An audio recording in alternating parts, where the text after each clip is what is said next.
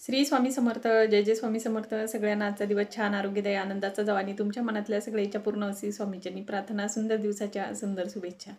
तर इथं मला आज आहे ना देवाऱ्यामध्ये जे आपण कपडे आणलेले होते ना तर त्याची स्थापना करायची आहे. कारण मी केंद्रातून माहिती काढली तर तुम्ही आज पण करू शकता म्हणे, नाहीतर मग शुक्रवारी पण करू शकता. तसं तुम्ही गुरुवारी पण करू शकता. पण गुरुवारी काय होईल, मग माझी जास्त धावपळ होणार, कारण गुरुवारी मार्गशीर्ष महिन्याची पूजा, परत कवड्यांची पूजा, कारण त्याच्यातही बराच वेळ जातो. आपल्याला कोणतीही देवाऱ्यामध्ये कोणत्याही वस्तूची स्थापना करायची असली ना तर मग त्याचा अभिषेक करून त्याचे मंत्र पठण सगळं करून मग ते स्थापन करावं लागतं. तर मग त्याच्यात पण बराचसा वेळ जातो. तर आज मंगळवार असल्यामुळं म्हटलं चला आपण आजच, माझ्याकडे वेळ पण होता, मंगळवार पण आहे आणि दिवस पण चांगला आहे, म्हणजे शुभ दिवस आहे. तर म्हटलं चला आपण आजच आहे ना देवाऱ्यामध्ये कवड्यांची स्थापना करून देऊ.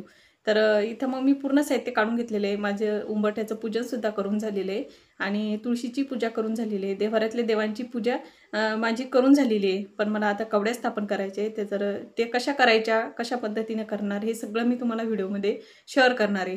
तर म्हटलं चला आता व्हिडिओला सुरुवात करूया. तर चला मी आता आहे ना तुम्हाला दाखवते मी कशा पद्धतीनं कवड्यांची स्थापना करणार आहे. तर चला. का बरं ठेवायच्या या पिवळ्या कवड्या देवाऱ्यामध्ये? का बरं या पिवळ्या कवड्यांचं पूजन करायचं? का बरं शुभ मानल्या जातात ह्या पिवळ्या कवड्या? तर ही सगळी माहिती तुम्हाला मी आज ह्या व्हिडिओच्या माध्यमातून देणार आहे. तर चला व्हिडिओ पूर्ण शेवटपर्यंत बघा. समुद्रामधून उत्पन्न झालेल्या प्रत्येक वस्तूचा या ना त्या कारणावरून लक्ष्मीशी संबंध जोडला जातो. इतकेच काय, देवी लक्ष्मीची पूजा करताना त्या वस्तूंचा उपयोग सुद्धा केला जातो. याचे कारण देवी लक्ष्मीची उत्पत्ती समुद्रातून झालेली आहे. म्हणून आपण आपल्या देवाऱ्यामध्ये पिवळ्या कवड्यांचे पूजन करणं आवश्यक आहे. पिवळ्या कवड्यांचं पूजन केल्याने घरात आलेली लक्ष्मी स्थिर राहते. लक्ष्मी जरी घरात आली तरी ती कोणत्या ना कोणत्या कारणास्तव परत निघून जाते. घरातली लक्ष्मी स्थिर राहण्यासाठी यासाठीच आपल्याला ह्या पिवळ्या कवड्यांची देवाऱ्यात स्थापना करावी लागते. सगळ्यांनाच माहीत आहे, पुरातन काळापासून कवड्यांचे पूजन करत आलेले, विशेष करून पिवळ्या कवड्या. यासाठी आपल्याला आपल्या देवाऱ्यामध्ये पिवळ्या कवड्या 5, 7 किंवा 11 यांची स्थापना करावी लागते. आणि ह्या कवड्या आपल्याला सहज कुठेही उपलब्ध मिळतात. जर नाहीच मिळाल्या, बऱ्याच जणांना ज्या पांढऱ्या कवड्या असतात ना तर त्या भेटतात. तर पांढऱ्या कवड्या आपण घरच्या घरीसुद्धा पिवळ्या करू शकतो. त्यासाठी काय करायचं, थोडंसं दूध घ्यायचं, त्याच्यामध्ये केशर टाकायचं, थोडंसं अत्तर टाकायचं आणि जो हळद असते ना तर थोडीशी हळद टाकायची आणि ते व्यवस्थित मिक्स करायचं. आणि त्याचा जो लेप तयार होतो ना तर तो लेप त्या पांढऱ्या कवड्यांवरती लावायचा आणि थोड्या वेळ तो लेप तसाच ठेवायचा. आणि त्याच्यानंतर मग व्यवस्थित आपण पंचामृतानं व्यवस्थित पूजा करून त्या कवड्या आपण आपल्या देवाऱ्यामध्ये स्थापित करू शकतो. आणि ह्या देवाऱ्यात जेव्हा स्थापन करायचे असतात तर त्या संध्याकाळीच करायच्या असतात, कारण संध्याकाळी लक्ष्मी येण्याची वेळ असते असं म्हटले जाते. तर सहसा संध्याकाळीच, म्हणजे शक्य झाल्यास संध्याकाळीच हे पूजन करून हे स्थापन करायचे असतात. माझ्याच्यानं काही झालं नाही, कारण देवांश असतो घरी संध्याकाळी, तर मग त्याचा आवाज असतो, त्याचा टीव्हीचा आवाज असतो. तर मग मी काय केलं, सकाळीच म्हणजे 9च्या अगोदरसुद्धा तुम्ही ह्या देवाऱ्यामध्ये स्थापन करू शकतात. तर इथं मग मी सकाळीच देवाऱ्यामध्ये त्या स्थापन करून घेतलेल्या आहे. तर इथं मी छान असा पाण्यानं अभिषेक घालून घेतला. व्यवस्थित मी पहिल्या कवड्या स्वच्छ एका पात्रामध्ये ठेवल्या आणि त्याच्यानंतर पाण्याचा अभिषेक केला. त्याच्यानंतर दुधाचा अभिषेक केला. तुम्ही पंचामृतसुद्धा बनवलं तरी चालेल. त्याच्यानंतर स्वच्छ कपड्यानं मी अशा ह्या कवड्या पुसून घेतलेल्या आहे. त्याच्यानंतर त्या कवड्या आपल्याला एका वाटीमध्ये तांदूळ घ्यायचे आणि त्या तांदूळावरती 2-3 थेंब पाणी टाकायचं आणि त्याच्यावरती थोडीशी हळद टाकायची. म्हणजे आपल्याला हे तांदूळ पिवळे करून घ्यायचे आहे. तर आरामात ते पिवळे होतात. ह्या पद्धतीनं जर केले तर ते व्यवस्थित पिवळे होतात. इथं तुम्ही पाहिलं असेल तांदूळसुद्धा पिवळे झालेले.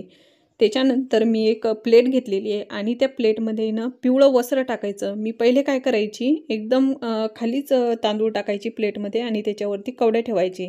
पण केंद्रातून माहिती काढल्याच्यानंतर माहीत झालं की एक कपडा घ्यायचा आणि त्या कपड्यावरती जे पिवळे केलेले तांदूळ येणं तर ते तांदूळ त्याच्यावरती टाकायचे आणि त्याच्यावरती आपण ह्या कवड्यांची स्थापना करायची. जेव्हा आपण अभिषेक करत असतो ना तर तेव्हा आपण आपल्या तोंडामध्ये गायत्री मंत्र चालू ठेवायचा. आपल्याला सहज गायत्री मंत्र नित्यसेवेच्या पुस्तकामध्ये उपलब्ध आहे. आणि त्याच्यानंतर श्री सुक्तही म्हणायचं आणि पुरुष सुक्तही म्हणायचं. तुम्ही 11 वेळेस म्हणू शकता. मी इथे एक वेळेसच म्हटलं. गायत्री मंत्र मी हा 108 वेळेस म्हटला आणि श्री सुक्त पुरुष सुक्त एक वेळेस म्हटलं. त्याच्यानंतर मग मी ह्या व्यवस्थित त्या तांदूळावरती स्थापन करून दिलेल्या आहे कवड्या.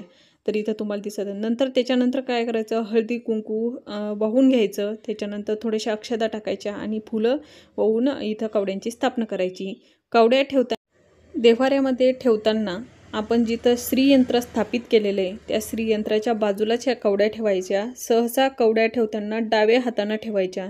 जेव्हा देवांचा डावा हात येतो ना, तर त्या डाव्या हाताला त्या कवड्या ठेवायच्या. तर मी तसं तुम्हाला व्हिडिओमध्ये दाखवणारच. तर इथं मी ह्या कवड्यांची व्यवस्थित पूजा करून घेतलेली आहे, व्यवस्थित स्थापना करून घेतलेली आहे. खूप दिवसापासून करायची होती पण ते राहून गेलेलं होतं. तर इथं मी पूर्ण कवड्यांचं व्यवस्थित पूजन करून इथं मी त्या जिथं श्रीयंत्र ठेवलेले आहे त्या श्रीयंत्राच्याच बाजूला मी इथं या कवड्या ठेवलेल्या आहेत देवाऱ्यामध्ये. तर त्याच्यानंतर मी त्यांना अगरबत्ती ओवाळून घेतली. धूप जरी ओवाळला तरी पण चालेल, पण इथं मी अगरबत्ती ओवाळून घेतली. आणि इथं तुम्ही खिरीचा नैवेद्य करू शकता. नाही झाल्यास तुम्ही खडे साखरेचा नैवेद्य जरी दाखवला तरी चालेल. इथं तुपाचा दिवा होता तर तो दिवासुद्धा मी ओवाळून घेतलेला आहे. तुपाच्या दिव्यानं आरती करून घ्यायची. आणि त्याच्यानंतर मी इथं खडे साखरेचा नैवेद्य दाखवला. तुमच्या पॉसिबल झालं तर तुम्ही खिरीचा नैवेद्य जरी केला तरी चालेल. तर इथं मी असे सुंदर अशी देवपूजा करून घेतलेली आहे. आणि खूप दिवसापासूनची इच्छा कवड्यांचं पूजन करायचं तर ती सुद्धा करून झालेलं आहे. तर इथं या पद्धतीनं अशा कवड्या मी स्थापित करून घेतलेल्या आहे. आणि जर आपल्याला कवड्यांच्या खालचे जर तांदूळ बदलायचे असले, आपण पहिले जेव्हा कवड्यांची स्थापना करतो, आज मी पहिल्यांदा कवड्यांची स्थापना केली. जर मला हे तांदूळ बदलायचे असले तर हे तांदूळ बदलताना तुम्ही एक तर शुक्रवार निवडू शकता, मंगळवार, पौर्णिमा अशा दिवशी हे तांदूळ तुम्ही बदलू शकता. आणि पहिल्या वेळेस जे तांदूळ टाकलेले असतात ना, तर त्या तांदूळाची आपण खीर करायची आणि ती खायची सगळ्यांनी घरातल्यांनी प्रसाद म्हणून. आणि त्याच्यानंतर दुसऱ्या वेळेस आपण ते तांदूळ टाकणारे ना, तर ते तांदूळ पक्ष्यांना टाकायचे. म्हणजे इकडे तिकडे फेकण्यातही जात नाही, कोणाचा पायंदळी जात नाही आणि कोणाच्या तरी मुखात जाते, याचं आपल्याला समाधान.